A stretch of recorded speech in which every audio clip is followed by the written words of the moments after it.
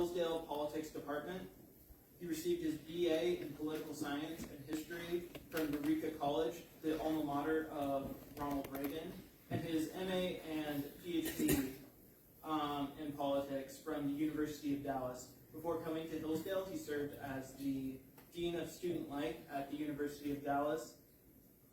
His published works include William Howard Taft on America and the Philippines, Equality, Natural Rights, and Imperialism, a chapter in Toward an American Conservatism, the birth of constitutional conservatism during the Progressive Era, and several academic articles such as Theodore Roosevelt, Imperial Uplift, and the Transformation of American Foreign Policy. Finally, our guest speaker tonight, Mr. Daniel Fata.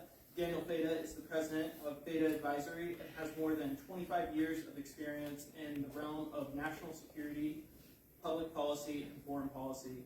Mr. Fata has served in such positions as a leadership staffer in both the House and the Senate, as a Deputy Assistant Secretary of Defense for Europe and NATO, and as the Vice President of the Lockheed Martin Corporation. He's an expert on U.S. national security, government relations, strategic risk, European foreign policy, the global aerospace and defense industry, the industrial base, supply chain, technology, and third-party advocacy campaigns, among other issues. He graduated with honors from the University of Connecticut with a bachelor's degree in political science and has earned his master's degree in international relations from Boston University. Please join me in welcoming our panelists tonight.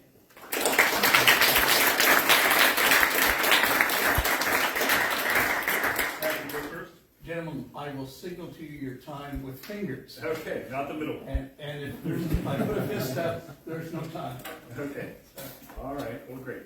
Well, good evening, everybody. Thanks for the opportunity to be here today. Gorgeous campus, gorgeous drive from Detroit. I came up West 12. Man, it was nice country to come through. Having gone to UConn, I'm familiar with sort of being in farm country. We used to call stores snores, but my sense is there might be a little more to do. And talking about famous alums, so you went obviously to a school, a very famous one. For those that are older in this room, people like Arnold Horshack at Welcome Back Cotter was one of our most famous alums, as was Kirstie Alley. So I'm not quite in the same category as Ronald Reagan, but it was a good school nonetheless. Okay, so we're here to talk to you all tonight about what's going on in Ukraine. How did we get there? Should we be more proactive? Should we be more prepared? And so I'm gonna, I'll let you figure out where I am on this one. But what I would say is that we all need to help Ukraine. The U.S. has reestablished its leadership in the NATO alliance, and that we can't let both Ukraine lose and Russia win. So if you want to get a sense of where this talk is going, those are a couple of points for you. So what I'm going to do in sort of quick order, because each of us have about 8 minutes to do what we're going to do, then we're going to have a little bit of debate, and then we'll answer questions. Normally this kind of talk is about a half hour or so, and so I'm going to, in the first part, I'm going to hit some broad categories with some bullets, if you will, that will then allow both of us to lay out our positions. So first is what I want to put out there is, what is it that we're witnessing with Russia's invasion of Ukraine? And at its base, what we're looking at is a fight for a nation, a fight for Europe, a fight for the international order, for sovereignty, and for democracy. We're looking at heroism against a dictatorship. We're looking at solidarity and support across the Western world, but not entirely across the global South. So where the equator line is, go below it, there's not necessarily a lot of support for this Ukraine war. And so we can talk about that if we want later. We're looking at hubris versus failed military planning. We're looking at reminders of World War II in terms of atrocities and wanton violence, killing of retreating Russian soldiers. We're looking at a leader with nationwide support versus a leader whose support is artificial and is now being questioned. We're looking at a world who's choosing between self-interest over moral righteousness. We're seeing fissures in American politics as this war goes on. We're seeing fissures in Europe between East and West.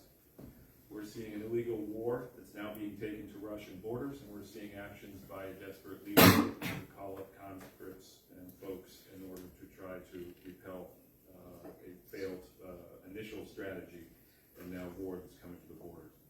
We're We're seeing self-restraint by America and its allies in the beginning, because there was fear Ukraine could lose to a full-throated, that Ukraine could lose, to now we're seeing a full-throated endorsement of political and military support, because Russia can't be allowed to win. So as you look at, that's really what's at play, that's what we're witnessing, and not everybody sort of grasps all those bits and pieces, but for me, that's what's happening right now. How did we get there? And again, normally I spend a lot more time on this, but how we got there is important. And as my bio lays out, there was a window in time in which I served in the Department of Defense in the Pentagon, where I was the chief person in charge of Europe. That was from 2005 to 2008. Everything that's happened that we're seeing now happened in that window. It's not because I was there. I happened to be there and happened to see what was happening. But there's three reasons as I lay out as to why we're in this, why Ukraine is in this war right now. First is Putin has a vision, has a case that the West took advantage of Russia when the Soviet Union collapsed, and that Russian pride was lost. It wasn't just that the Soviet Union collapsed, it was the Russian Empire that collapsed. And so his job, dating back in 2007, was to restore Russian pride and restore Russian influence in the world. He never said whether it be positive or negative. Another reason as to why we are in this is both the West had a desire to want to bring Ukraine and Georgia closer into the Western institutions of NATO and the EU. That was a red line for Putin. He made it clear. And as Putin took actions in 2008 against Georgia, and Putin took actions against Ukraine in 2014, the West largely, in the moment, it mattered to them, but then they forgot. They reset relations. They dropped sanctions. By 2017, the NATO Secretary General is saying Russia doesn't pose a threat, which gets to point number 3. Putin thought he could pull this off. He thought militarily he could. He also thought because of COVID and everyone's internal looking at one another, withdrawal from Afghanistan, the loss of Chancellor Merkel leaving power, that everyone would, and the Biden-Trump sort of tension, that now was the time he could act. So those are the three reasons why we're in what we're in. Since the war had started, or I'll put it this way, in the months leading up to when the war started, there wasn't a lot of faith that Ukraine would be able to pull this off. Actually, there wasn't a lot of faith that Russia was going to actually attack. The United States started briefing the NATO allies back in October about what we were seeing. And there was disbelief up until a week before. And so often people will say that if only we had given Ukraine more arms in the beginning, that this would have been over. But there was nobody, honestly, I'm telling you. I've been in NATO twice in the past 7 weeks. There was nobody that believed that Ukraine could last. And Ukraine, here we are, is mounting a counteroffensive. It's pushing back on Russia. Why? Because the United States stepped up to be able to lead the alliance to provide the material support, but also because of Ukrainian bravery. The Ukrainians know what they're fighting for. They are fighting for their survival. They are fighting for their independent democratic state, as flawed as it may be. That's what they're fighting for. And when you have that as why you're fighting, you'll throw everything you have at it. And so there's 4 ways this can end, in my mind. And I've had this view since the spring. First is the Ukrainians win, which means they're able to get back all the territory that was lost initially in 2014. And they push right up against the Russian border, and they're able to defeat the Russian forces. Second one is that Russia wins. And Russia probably does that through either overwhelming force that they haven't deployed yet. They really haven't deployed their Air Force, Navy, as well as their strategic forces, i.e. nukes and others. But they do something that tilts the balance. And we heard Putin say last week the potential to use nuclear if need be. And depending on how many of those tactical, smallish, yield nukes he uses, Zelensky may be put in a position where he has to concede. The third, which is where I am, is more likely a negotiated settlement. That Ukraine will push, and they will get to a point where actually Western Europe will say, it's time. I think what Zelensky is trying to do is get on the battlefield the best tactical position he can to have the best terms coming out of what a negotiated settlement will be. For Putin, it's going to be pretty hard to accept any kind of settlement, but the question is how long does Putin stay in power? The fourth scenario is that actually this gets bigger, and others get drug into it. Iran, China, North Korea, by supplying Russian forces, Putin decides to strike Allied territory. Article 5 gets invoked, and now it just becomes very ugly. There's a variety of factors that are all preventing some of these from happening. Our own domestic politics, European support, the split between Western and Eastern Europe, Russian public opinion, and what's happening in Russia. They're all factors. But when it's over, how this war ends matters, because what's at stake is not only the future of Ukraine, it's the future of the balance of power in Europe, and whether European institutions are going to be able to survive. It's the question of democracy versus autocracy. It's a question of whether spheres of influence are now going to be reestablished in the world. Russia and China both want their own sphere. It's the rules-based international order, but you also have to look at the questions of deterrence. A nuclear power threatening non-nuclear power. Yeah, I'm talking Russia, Ukraine, but this could be China, Taiwan. It could be a variety of different things. And how does the West respond to that? The future of the international order, and there's a whole bunch of things, but really what's at stake, to me, what matters the most is democracy and rules-based international order. So let me stop there and then turn it over.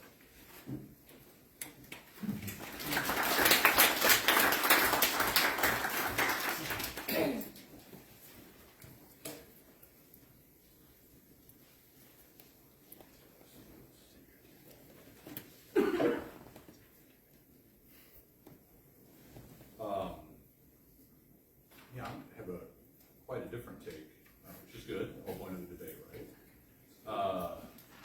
And so I would say, questions of the debate, restraint or not, or how should we treat this, that we would actually have, I don't believe, any business at all supporting one side over the other. And genuine neutrality, I will argue, would be both just and neutral. And it's hard to make this clear without people falling into a mindset, I think, derived from bad analogies to World War II and the Marvel Cinematic Universe, that you either one side or the other.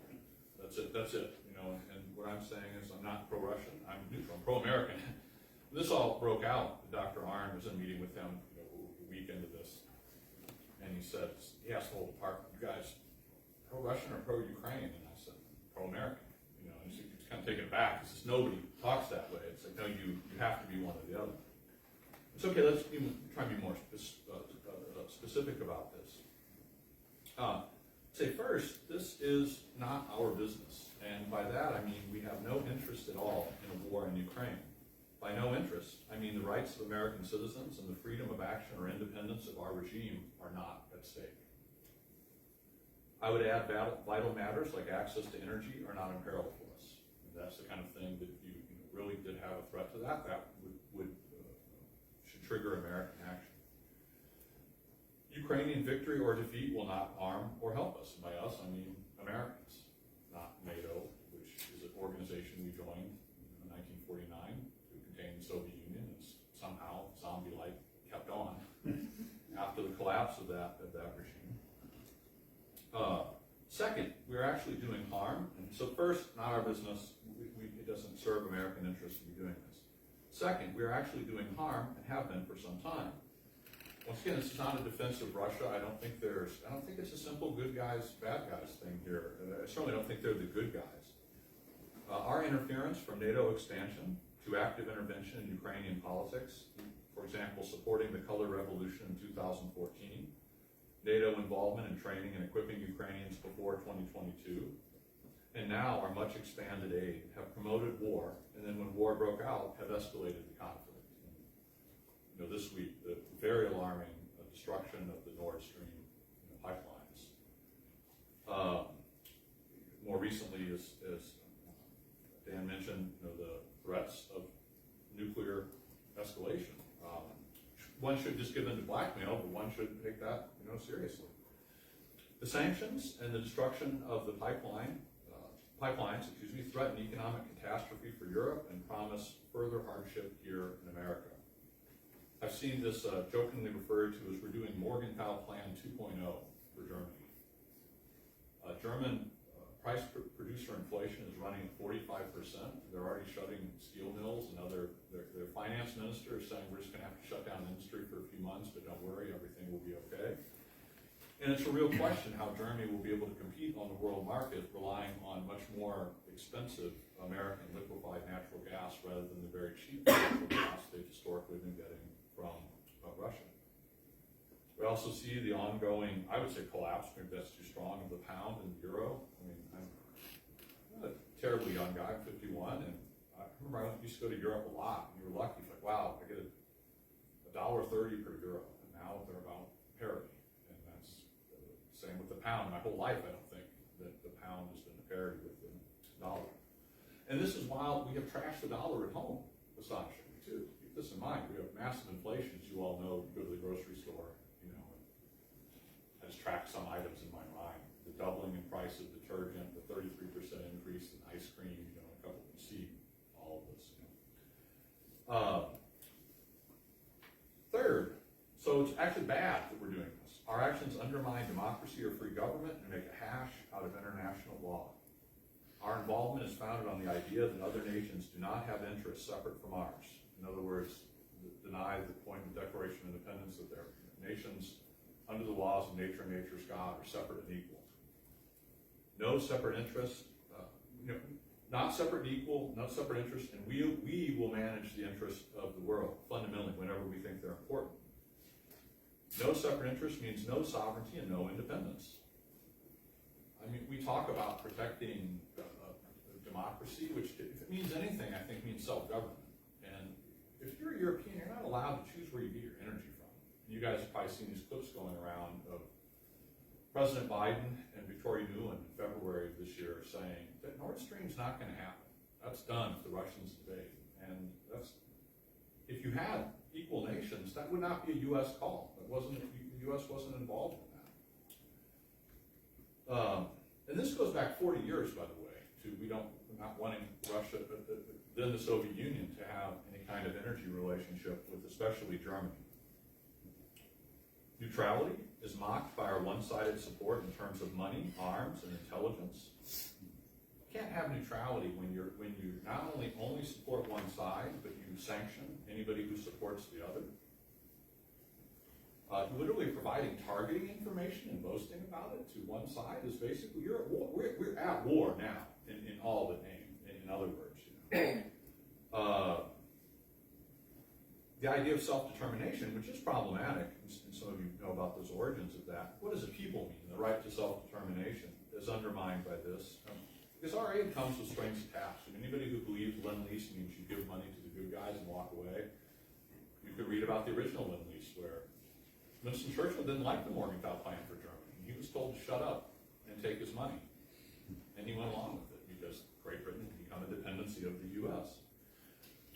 It is not obvious that Russians in Lugansk, Donetsk, and Crimea don't have a right to self-determination. I'm not saying they do, but compared to the Kosovars in Kosovo, I don't know. It looks plausible to me.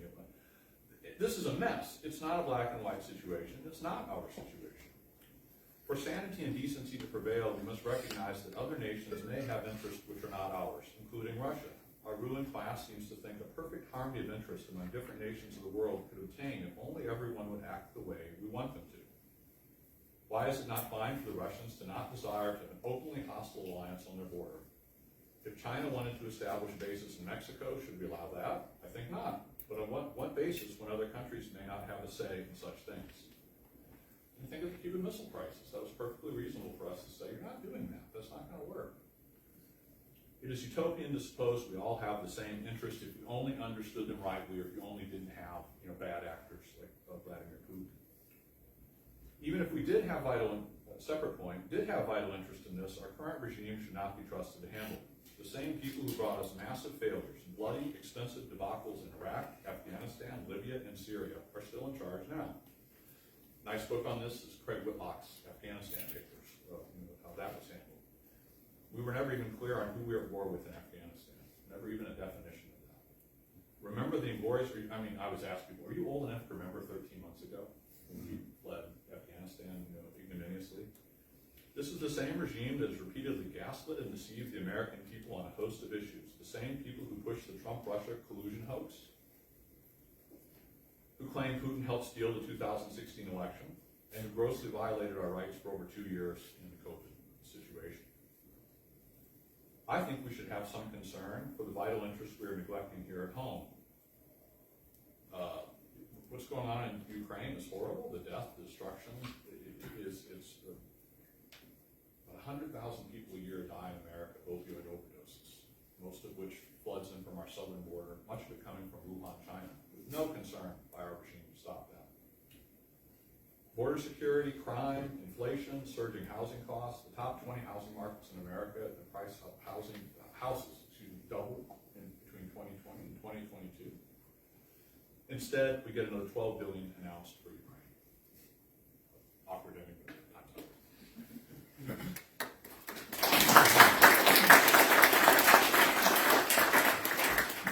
Okay. They each now have 5 minutes to respond. Yeah, look, a lot of interesting points for sure. And I'll just start by saying, I think every administration, since I've been in Washington in '97, has had its share of errors, for sure. They've had their share of successes, but they have also all been able to do domestic and foreign policy at the same time. And so I don't think it's an either-or choice that while we have an issue at home, that we have to stop paying attention to the rest of the world. So I don't see it as either-or. I'm not a fan, and have not been since my time on Capitol Hill, of what the Republicans have done in terms of supposed to be fiscally responsive. But when Republicans have all 3 chambers of the House, or Democrats have all 3, not chambers of the House, when they have the House, Senate, and the White House, that's when you see the big spending. And when the Republicans had it from when George Bush came into 2005, and folks that were fiscal hawks during the Clinton years, they spent like crazy. So there's plenty of problems with both parties and how they spend, but we can do both, and we have to do both. Because I'm not sure what the solution is, and that's what I didn't hear, was what's the alternative? Retrench? Retreat? Have no one that can then lead the world to be that beacon of hope? Look, Russia and China don't have allies. They don't have a single one. Okay, maybe Russia has Belarus, but really that's a union that was formed years ago. China has none. Everyone lives in fear of China and Russia. People don't necessarily live in fear of the United States. They may not agree with everything the United States does, but they believe in what the United States stands for. They believe the whole reason NATO enlargement happened was as a means by which to bring Central and Eastern Europe into Western institutions. Absent that, in 1994, when some countries like Poland and others were backsliding in what they were trying to do in free market capital reforms and democracy, it was getting real dicey. They needed something that offered them hope, that gave them a stable future in Western institutions. And that was NATO first, and then the EU. So I disagree that NATO hasn't been able to do anything. I think NATO has actually been able to do a lot, and it's been an inspiration and a beacon for civil relations, for democracy. In order to become a NATO member, you have to meet a whole bunch of criteria. And some nations still aren't in it because of that, and some nations were able to get there faster than others. And everyone that's become a NATO member has, I think maybe with the exception of one right now, has become an EU member. And there are EU members that aren't NATO members. And so, but the U.S. led that charge. And so I think it's very important. Well, let's go back. So if we didn't support Ukraine, there is no question, I think, in most people's minds, and certainly in Putin's mind, that Ukraine would have lost within days. And what message does that send? If you're Taiwan, if you're a small country in the Middle East, if you're a small country in Latin America, bordering Venezuela, that has ambitions, what does that mean when the U.S. decides, I'm just going to look the other way, and I'm going to allow naked aggression to happen? There was no, what I also didn't hear was what the justification was for Putin taking the action against Ukraine. It was an illegal action that he, in his mind, believed Ukraine historically has been part of Russia, that there needed to be a denazification of Ukraine.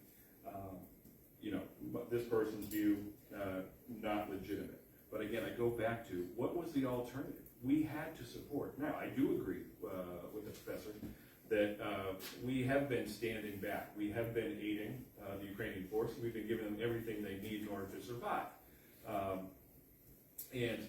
Sure, I think the U.S. and NATO is guilty of basic proxy conflict. Do I want the United States to get involved? I'm not one of these folks that believe it's going to be all-out war between the United States and Russia if we do. I think if we had trainers on the ground in Ukraine being able to help, or at least providing humanitarian corridors, I think there's ways in which this can be done. But we are where we are. There isn't the political appetite in Europe to be able to do this because they fear a greater escalation.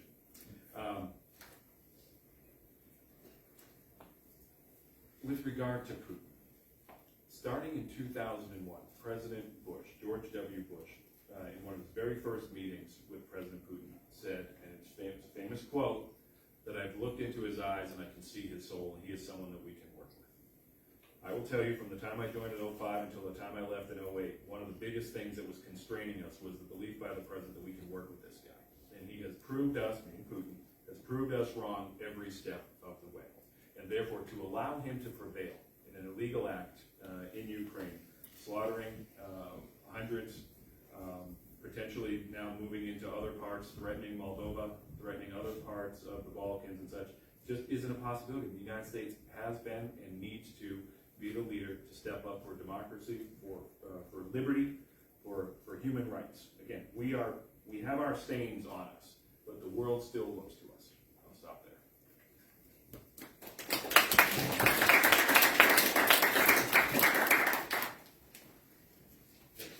A very good point that I didn't say anything about the alternatives, and I think, and I agree. I think the most likely outcome is some kind of negotiated settlement pushed by Western Europe, and I think we might.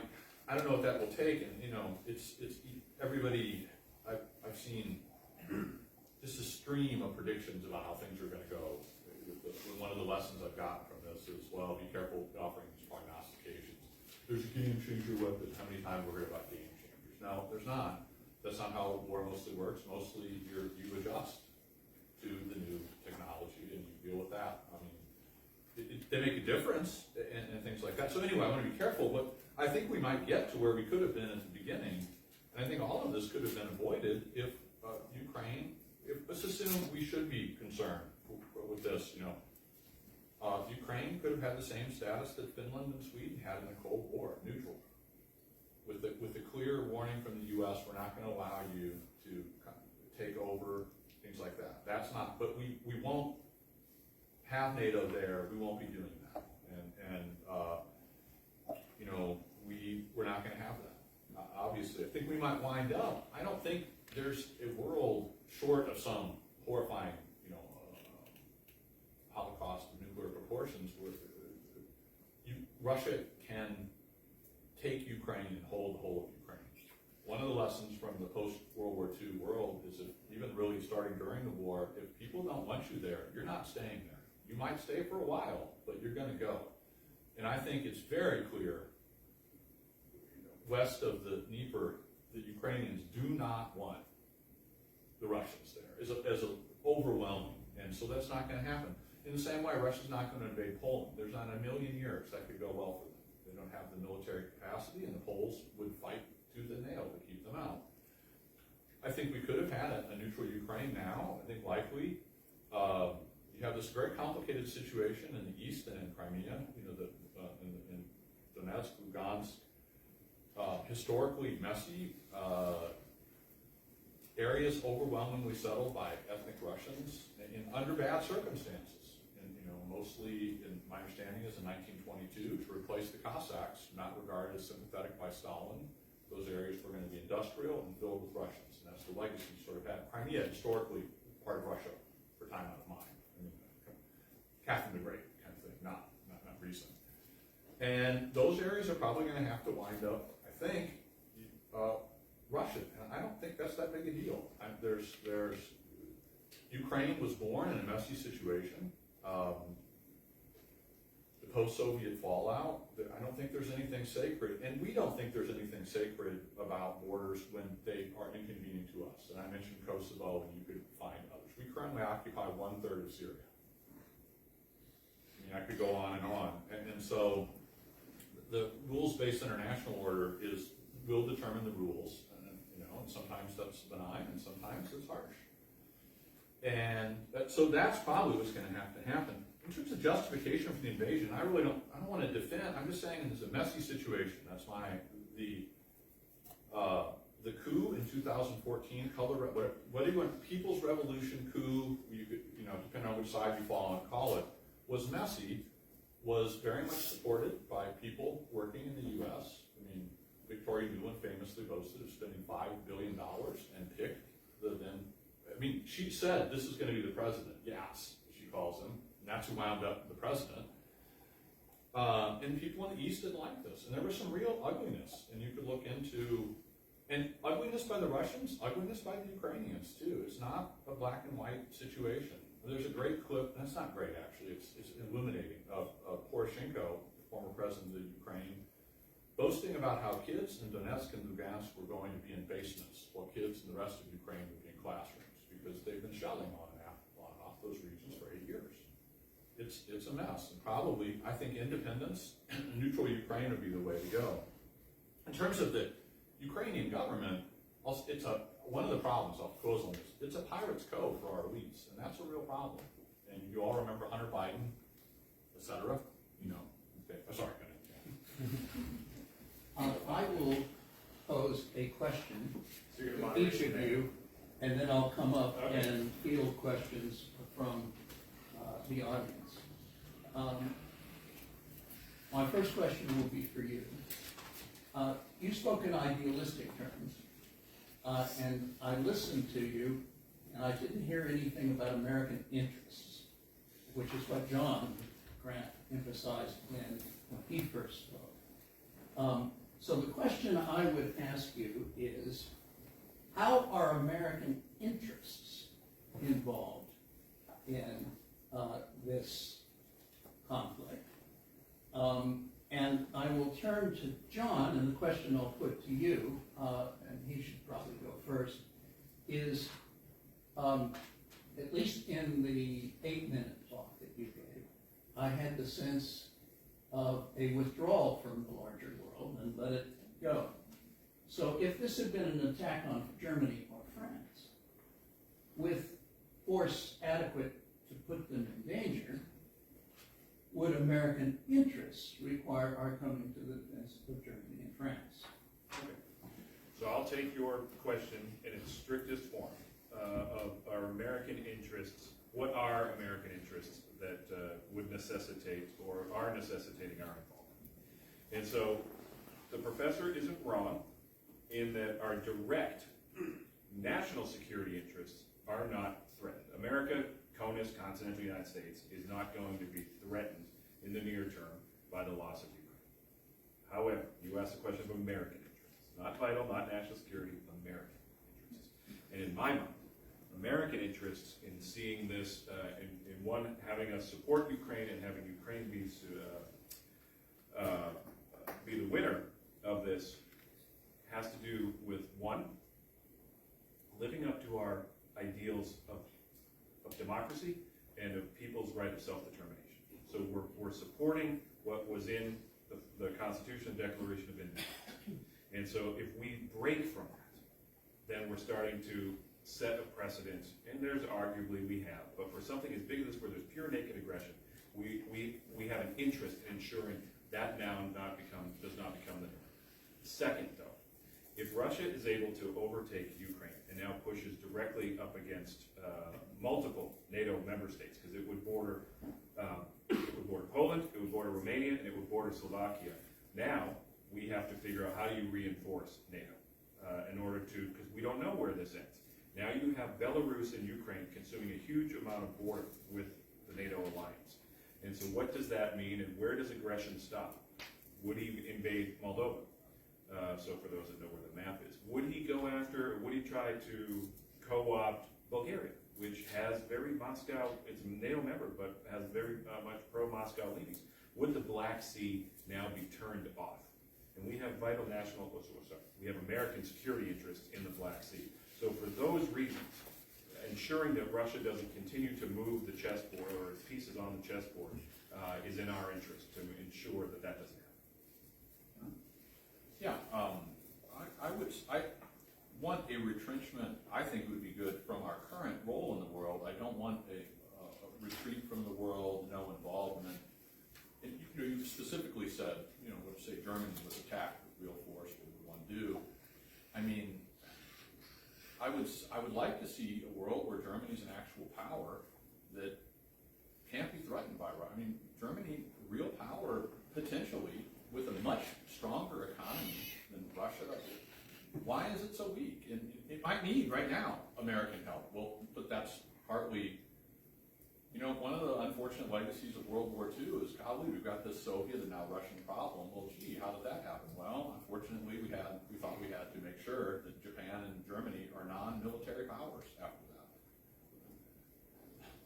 This is the same could be said about China. Well, wouldn't it be good if say, Vietnam, Japan, and Korea, perhaps unified Korea, none of them have an interest in being dominated by China, have real power. So, it's helpful in trying to dodge. Can I, as you walk over, I just want to address one point, Professor, that you made, and that is, so from Putin's perspective, you have a hostile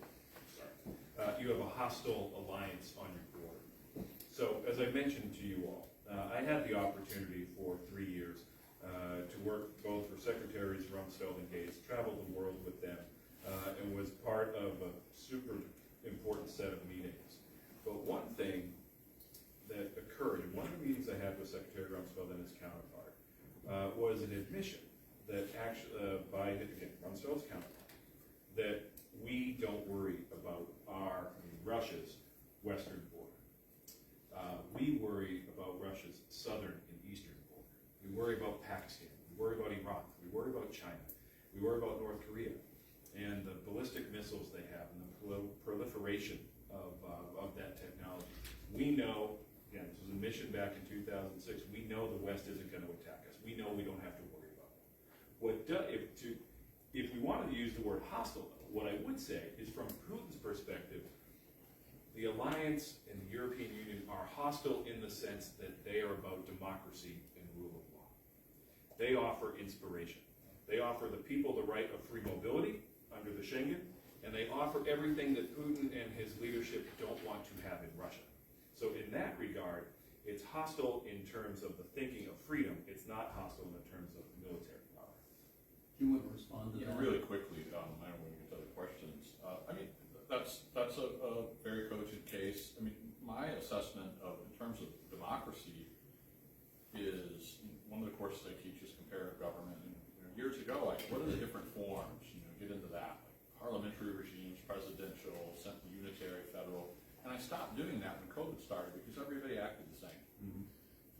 And Russia, I'm not defending Russia. What would the Hello Fellow Kids moment? They're cringe. They were terrible and all that, and many defects. And I would say Western Europe, the U.S. are different, but fundamentally not oriented towards freedom. I think it's very alarming to me. I don't think that means they're the same. That the West isn't oriented towards freedom. That's right. Yeah, the West, and I don't think that means they're the same as Russia. But we're that's one of the reasons we need to concentrate on our problems at home, not neglect the world, but got some deep problems here. Both sides have complained about the last two elections. Very partisan, hotbed issue, right? Being stolen, and then we're telling other people elections are important. Now I saw a headline the other day about it's election season. This is a joke. You should not have an election. It's blatantly unconstitutional, by the way. We're in election day, right? And it's open to abuse, as we know in the case of other countries. Oh, we're going to count for multiple days or months. We're going to be counting ballots, and so anyway, stop there. I want to open up for questions from out there. Young lady here. I'm curious. Both of you seem to take a kind of peaceful treaty between Russia and Ukraine as the most probable outcome. What would you guys see as the most likely terms for this treaty on both sides? Any key points? Happy to go first. So, I don't know about peaceful. What I said was negotiate. Because I don't think either side, well, I can tell you one side certainly won't get everything it wants. And I'm not sure both sides will. If you look at public opinion in Ukraine, as late as July is the last time some credible numbers came out. I got it right here. The numbers were striking. And so if you're Zelensky, you don't really have a lot of room for maneuver. So in July, 98% of the Ukrainian people believed they would win. 91% support Zelensky, who was not popular before the war. His public opinion was about 30%. 64% of Ukrainian people believe the war should not end until it gets back its borders pre-2014. So that's when Crimea and some of these other areas that are up for referendum were lost. 72% still want to join NATO, and 80% want to join EU, 1% want to join Russia. So if you're Zelensky, you have to, and this counteroffensive is, again, is trying to give him a tactical but also a strategic advantage at the table. You want to get everything you can back. I tend to agree with the professor here. I think Crimea becomes the negotiated part of what the settlement would be. It is also true that those 4 republics where the referendum is going to be historically have been more Russian leaning than they have European or Western leaning. When I was in the department, we did a lot of work with Ukraine, and so I was there at the Bucharest summit in 2008 for the fateful decision where NATO said Ukraine and Georgia will one day become members. My boss at the time said, "You must be happy." I said, "Secretary Gates, I'm not, because Putin now controls the timetable because we left it strategically ambiguous." But I say that because at that time, part of the challenge was that part of eastern Ukraine was very much wanted to align with Russia. It did not believe in the pull towards the west, as the professor indicated. So I think when you get to a negotiated settlement, I think you're going to have 3 things. You're going to have a determination on which part of the territories belong to who. And again, I think Crimea might have to be sacrificed. It's not what I would like, but I see in order to get to this negotiated thing, that Crimea may be a bridge too far for Zelensky to hold on to. You're going to have to figure out what is the overarching, to get to the professor's point, not necessarily neutrality for Ukraine, but who's going to provide the security for Ukraine, because Ukraine is not getting into NATO anytime soon. You need to have 100% control of your territory in order to be able to join NATO. So you got to figure out what the security agreement is. The 1994 Budapest memorandum did not work this time. And then I think there's a real question on reparations. And so that's why I go back to how this ends matters. If Russia is able to do something nuclear-wise and Zelensky has to capitulate because he doesn't know, like in Nagasaki and Hiroshima, are there more there? Then this changes what the negotiated settlement and or surrender might look like. Yeah, that's I think very well put. I think a big question, and this comes back to the problem of prognostication, is what's going to happen. And one of the, because the way the rhetoric is, everybody's a Nazi who's bad. And so the Russians said we're going to denazify. It's not a real war goal. It doesn't make any sense from that perspective. Ukrainian video I saw today of people, not really soldiers, but women with makeup in a brick and mortar trench singing an Italian anti-fascist song from World War II. So you have this rhetoric about the other side is Hitler. Well, it's not on either side, I don't believe, but okay. What are the actual goals? And is Putin super timid? I mean, Putin is not a nice man, but this has not been bold. I mean, it's only now is this a situation where you can even deploy the regular Russian army in large numbers to Ukraine. Their Russian popular mood, from what I can tell, and I don't trust opinion polls from Russia, but I think a lot of the populace, a substantial portion, is more belligerent than Putin. Hard to tell. And what happens on the battlefield and what happens economically, I think, going forward. I have never had such a bad feeling about the state of Western economies as I see. And maybe I'm wrong about this prognostication. Just sight of catastrophe, is what comes to mind. And that's going to put a lot of pressure to, and the Europeans had negotiated the Minsk agreements, 2 sets of them, after 2014, and they might want to go back to something like that, depending on the circumstances. I don't know. I don't think the Russians will use nuclear, but I could be wrong. They have to realize using nukes is going to turn Western opinion much more violently against them and risk the destruction of, say, the Black Sea Fleet, which is entirely within our capability. Things like that, So it's very hard to say, and I think a lot of it will, so that made perfect sense. I'm not trying to even disagree here. It's just I think a lot of it's going to depend. The Kharkov offensive has been, counteroffensive has been successful, especially in terms of perception. The casualties are very opaque. What's going, I don't know. I don't think anybody, probably people at the highest levels of our intelligence community, access to satellites and things like that. What's actually happening? I think the Ukrainians are on their 8th round of mobilization. I mean, things like detaining people trying to leave the country, and the Russians are just starting that. So fierce Ukrainian public opinion, I believe that's correct against Russians, but it's, and what's the stomach in America for hardship here if people begin to think, I'm struggling to pay my natural gas bill because we're now sending natural gas, if they connect that in their minds to, I don't know, yeah, there's a lot of imponderables there. There's a hand up back there. Yes, sir. You. Yeah. So I was curious, with the talk of elections and then the referendums. So those were recently completed with margins of 99% in favor of annexation in some states. And so and along with that came denouncements from a lot of Russian-sided or Russian-neutral nations such as Serbia, Israel, and China. And I was wondering how you would expect going forward the annexation of these occupied territories would affect both Russia and Russia's kind of like alliances internationally. You want to start this time? Sure. That's a mess. It's, on one hand, it's just like these are ridiculous margins, right? 98, 99%. On the other hand, anytime you have people making a decision like that under military occupation, my understanding is that if you vote, that you risk a 15-year prison term if the Ukrainians retake. That's working with. They're very anti-collaborationist, understandably, and especially in the post-World War II framework we all embrace now. And so that's probably true of the people who voted, or something like that. And that doesn't mean that's the percentage of what everybody there wants. And I don't think most people in the world are going to say, "Oh, a referendum at gunpoint." I mean, Germany has a constitution they never voted on. Not even a constitution, a basic law. Japan, Iraq. I mean, people around the world get this. Like Afghanistan did not get a constitution that was like, "Hey, you guys can do whatever you want. We're just going to stand over here and kind of watch." And so I think there's a lot of cynicism about these things.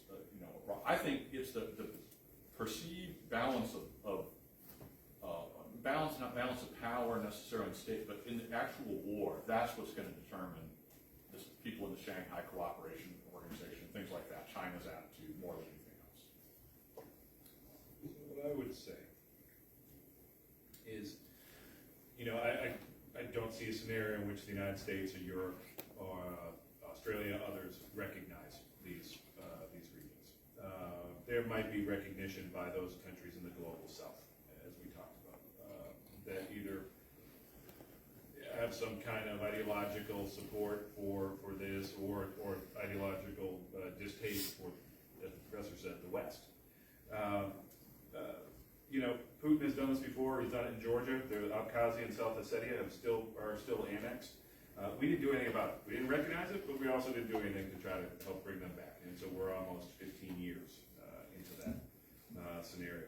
But I think the real danger is it's not about recognition or no recognition. It's what happens if the Ukrainians try to take them by force and Putin decides to unleash something, a different barrage of stuff. And now Putin claims that Ukraine has now, with support from the West, has now attacked Russian territory. And now in his mind, he has full, under Chapter 51 of the United Nations, is able to do self-defense. And now, where do we as the West now come down on that? Do we believe that? Do we decide to enter the war in order to support Ukraine if it's now being attacked as an invocation of self-defense, Article 51? I don't know. And that's something that the policymakers have to be really thinking about right now. I know they have been, but I think that's the issue that remains a wild card. That's right. Thank you so much. My question is more for you, Mr. Fata, and thank you so much for your remarks. You mentioned two things as kind of the core animating behind America's involvement in this conflict. And one is democracy and one is international rules-based order. And I want to address that second part. So your question is, what are the alternatives? Well, prior to the 20th century, especially at least in Europe, warfare and annexation of territory was not considered to be necessarily a moral issue. they kind of separated the idea of just cause from warfare simply. So if you fought under a flag, you had an actual state, you wore uniforms, you followed the law of war, and the conflict was legitimate, and so the results everyone could agree on within that framework.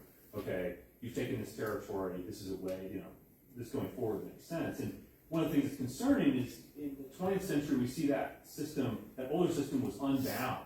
And so the old Trinitarian view of war, where you had the state, the people, and armies just fight armies. Hitler and Stalin, whatever their defects, and there are many, didn't really try and assassinate one another. But then once that system is unbound, we see targeting of economies, we see bombardment of civilian targets, use of nuclear weapons in World War II, firebombing of cities, concentration camps. And I think these economic sanctions bring that idea of targeting civilians back to the fore. So I'm just wondering what your thoughts are.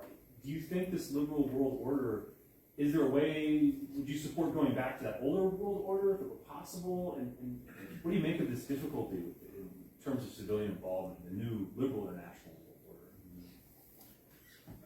So you put a lot out there. The easiest thing for me to say in response is I don't think we should go back to the way it was.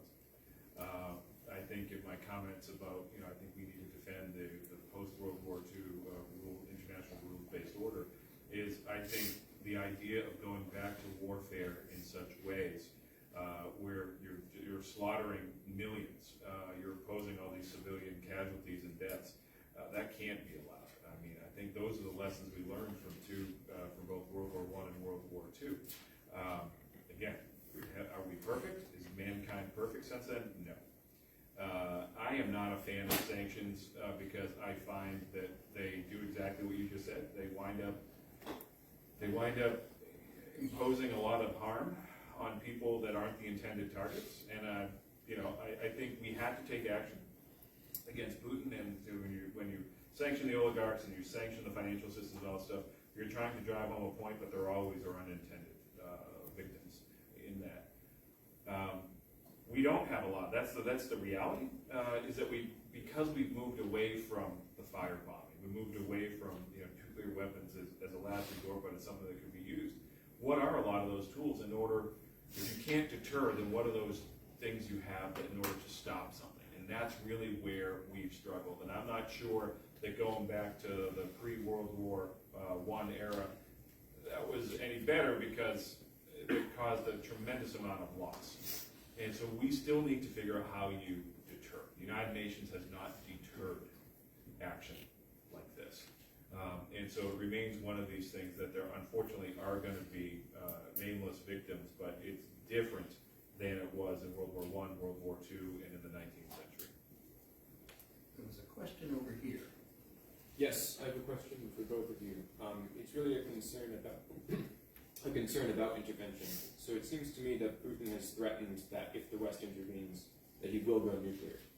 So how likely is it that he actually means that? And should we be concerned by that threat? Why don't you start? Sure. I would say we should be concerned. I don't know how likely it is. I really think that Russia's a funny place. It's very bureaucratic. Things move very slowly in some ways. It's not easy to make a rash decision. I don't think. I think if there was a perceived existential threat, and that doesn't just mean annihilation, but like the loss of the Crimea, I think that really might trigger, we're not really going to be a sovereign country if we give up our access to, put a hostile power so close to these vital regions. For good or for ill, then that could be a danger. But I don't think it would merely be, the Ukrainians have been shelling actual Russian territory that no one disputes as part of Russia for months. And I think the escalation so far has been things troubling, but certainly not unparalleled in our world. Going after dual use infrastructure, power plants, bridges, things like that, can really lead to severe consequences. So I think we should be, with any nuclear power, a difference I've noticed with this and Cold War rhetoric is it's unthinkable. I see many people in America speaking very cavalierly about the nuclear exchange, and maybe we just need to have that. President Biden calling Putin a war criminal, that may be true. It's amazing how we never did that in the entire Cold War. never, it was unthinkable for Reagan to call, his opponents, you're a war criminal, or Truman to call Stalin, all those obviously true, so kind of unhinged almost response, and maybe, and I hope this isn't the case among our other leading policymakers, that they're not thinking, yeah, maybe we could win. There's this dream, people who do study nuclear weapons and work with them, is there some way to have a limited nuclear exchange? And I've never seen an account that I'm comfortable with that we could limit that. And I think I'd like to think there's widespread recognition. So, I have some firsthand knowledge of not wanting to believe what Putin said is the truth. And so I think, as we think about this question of whether Putin may potentially use them, is serious about using them, I think we need to keep a couple things in mind. First, if you historically go back and look at what he said, starting in 2007, he means what he said. And so in 2007, he said he was going to restore Russian influence. We're like, okay, whatever that means. You're less than superpower, you have terrible demographics, your economy's crap. But he reasserted Russia back into the game. In 2008, in the lead up to the Bucharest summit, where the idea was, can you bring Georgia and Ukraine closer to what was called MAP? It was a pre-membership step. Putin said, if you do that, that is a red line for me, and beware. We weren't able to get MAP. We got this other language that said we'll one day become members. Within 4 months, Putin launched an attack on Georgia. And so he means what he says. He said back in the summer, in an article, summer of 21, that Ukraine belonged with Russia. And then we see in February of 22, he launches the invasion. So point number one, he means what he says, whether we in the West want to believe it. He actually has a pretty good track record of backing up. Second, if you see Russian troop movements for an exercise, and it looks like they're bigger than they should be for an exercise, and you see more logistics moving in, therefore it's going to stay around for a lot longer, believe it that there's actually going to be an action. This happened right after the Bucharest summit in 2008. I had to go to Georgia twice to talk to the Georgia leadership. Said we have intelligence that there's something happening. No one wanted to believe it. The war happened. Syria, we see large troop buildups and everything, and then we see Russia playing a large role in Syria to the point where it really pushed us out. And then you see the Belarus buildup for the exercise starting in the fall. Europeans didn't want to believe that Putin could actually do this, and he did. So Putin, he's pretty clear. He lays it out there. It's whether we in the West want to believe it. The last thing that I would say is we've got to bear in mind that his worldview is different than ours. We look at Georgia as a regional conflict, Ukraine as a regional conflict with potential worldwide consequences. He looks at Ukraine as a geo-economic fight for spheres of influence, and he can't afford to lose because this is a battle between Russia, China, and the West, the three different spheres, and so for him, he's all in. And so I'm not telling you he's going to use nukes, but he has a pattern of behavior that we should take into account. What's our timetable? Do we have time for one more question? One more. Back there. Mark Progressive, Professor of Economics here on Saturday. Good man. I just spent 2 weeks in Croatia, just returned, and I talked to literally, I'm from there originally, grew up in former Yugoslavia, and literally talked to everyone I could, taxi drivers, crate cooks, and on the sidewalks, and would ask them about these things. I can assure you that while we talk about idealism in foreign policy, from the perspective of the average Croat, they are all convinced that the American foreign policy is entirely conducted, not for American interests, but for the interest of the American elite. They do not think it's there to help anybody in Ukraine, anybody in Europe. They think it's mostly conducted to prop up the dollar as the world reserve currency in terms of the oil trades. And they are incredibly cynical about this. And I have a lot of friends in Europe in general. That seems to be the prevalent attitude there. And I think it's also important to acknowledge that there is still a massive role that's played here by the military-industrial complex in the United States, which is profiting enormously from all of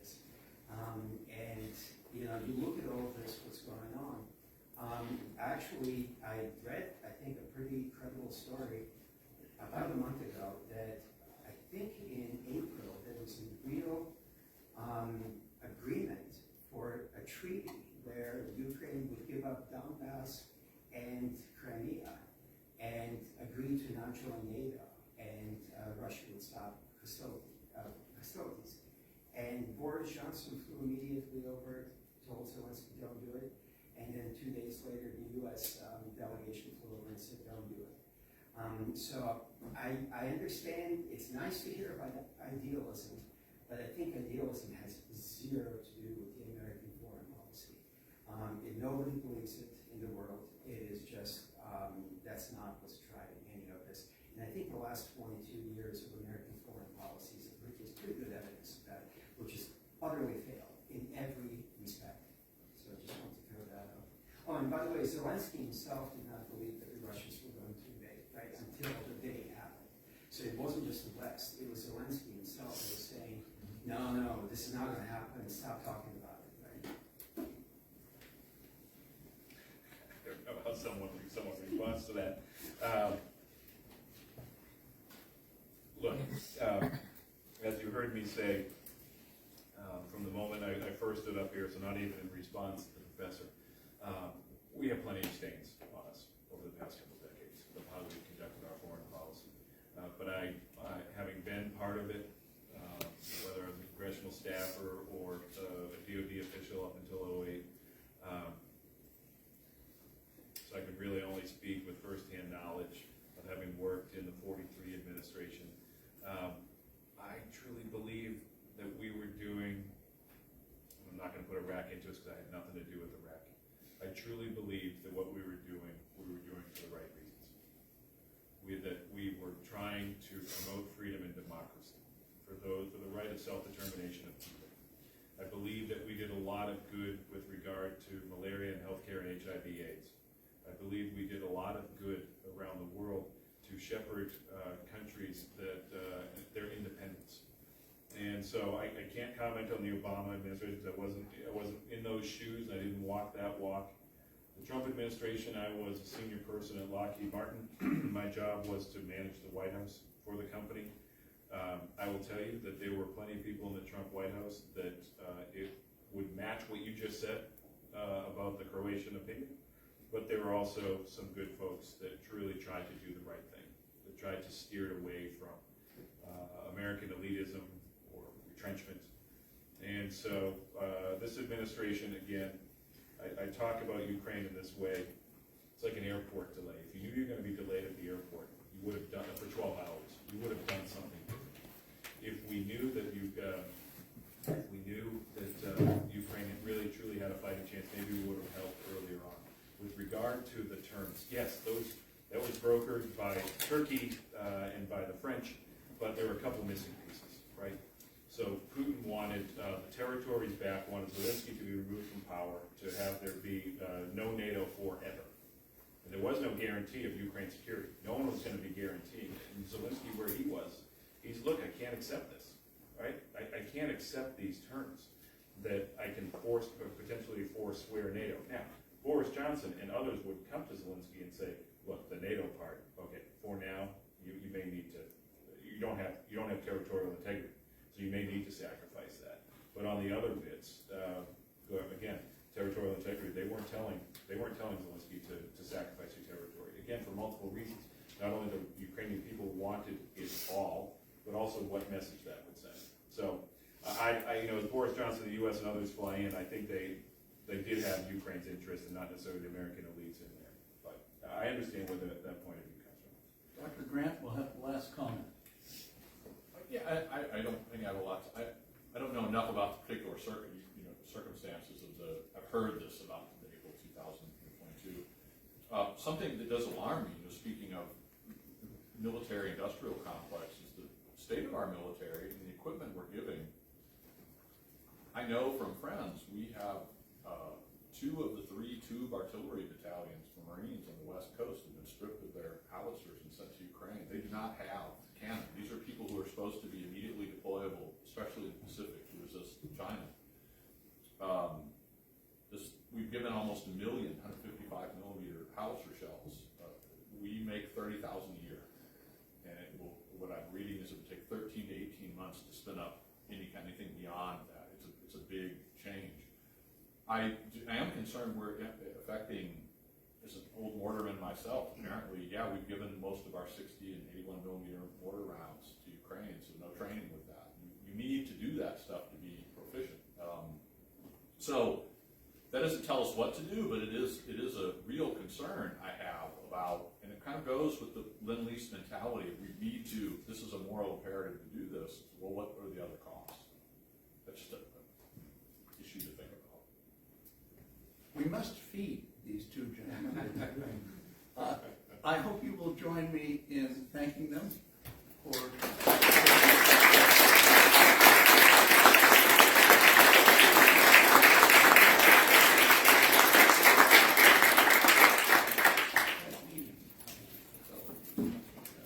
Thank you all for being here.